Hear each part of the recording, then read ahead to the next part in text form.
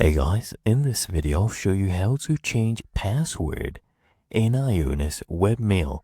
Now the first thing I want you to do once you're logged into your IONOS Webmail dashboard, come to the top right and click on this gear cog. As you can see, it will take you to the settings for this email. Okay, so click on this gear cog and then I want you to click here at the very top on all settings.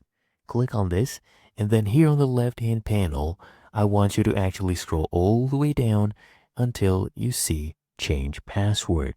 Okay, I want you to click on change password right here so you can see your email address listed.